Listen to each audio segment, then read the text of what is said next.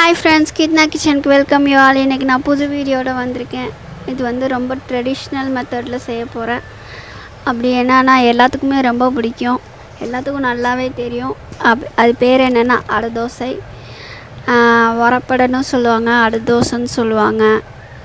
உங்களுக்கு எப்படி தெரியுன்றது நீங்கள் கமெண்ட் பண்ணுங்கள். இன்றைக்கி வாங்க எப்படி செய்யலான்றது பார்க்கலாம். நான் நேற்று நைட்டே ஊற வச்சிட்டேன். நான் நேற்று வீடியோ எடுக்கல, மறந்துட்டேன். என்னென்னா ஒரு கை பச்சரிசி, ஒரு கை புழுங்கரிசி, உளுந்தம்பருப்பு, துவரம்பருப்பு, கடலைப்பருப்பு மூணும் சேர்ந்து ஒரு கை எடுத்துக்கணும். எடுத்து நைட்டே ஊற வச்சிடணும். நான் ஊற வச்சு தான் வச்சுருக்கேன். இப்போ அப்புறம் துருவின தேங்காய் வச்சுருக்கேன், அரை மூடி துருவின தேங்காய். அப்புறம் 3 வரமிளகா எடுத்திருக்கேன். 5 பல் பூண்டு, நான் பெரிய பல்லாக எடுத்துக்கனால 5 எடுத்திருக்கேன். இல்லாட்டி சின்னதாக இருந்துச்சுன்னா 10 பல் கூட எடுத்துக்கலாம்.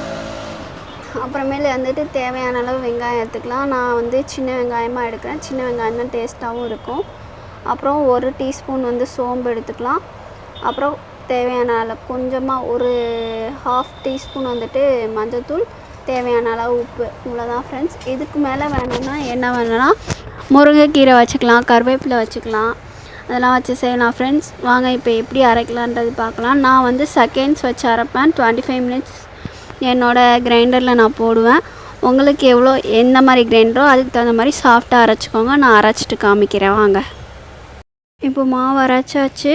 நம்ம வந்துட்டு அடுத்து வந்துட்டு இது ஒரு 1/2 hour 1 hour வந்துட்டு நம்ம பிரேக் விட்டுட்டு அதுக்குள்ளே நம்ம சட்னிலாம் அரைச்சிடலாம். அடுத்த வேலையெல்லாம் முடிச்சுட்டு வந்துடலாம்.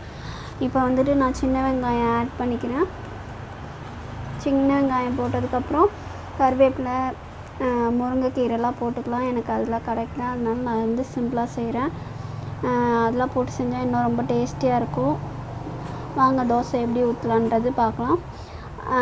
இதுக்கு சைடிஷ்ஷாக வந்துட்டு தேங்காய் சட்னி வச்சுக்கலாம். அப்படி இல்லைன்னா வந்துட்டு சர்க்கரை வச்சு சாப்பிடுவாங்க. ஆனால் வந்து தேங்காய் சட்னி ரொம்ப டேஸ்டியாக இருக்கும். நீங்கள் கண்டிப்பாக ட்ரை பண்ணுங்கள்.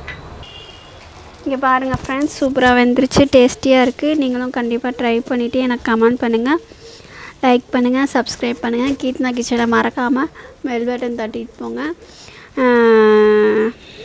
புது வீடியோட பார்க்கலாம். பாய்.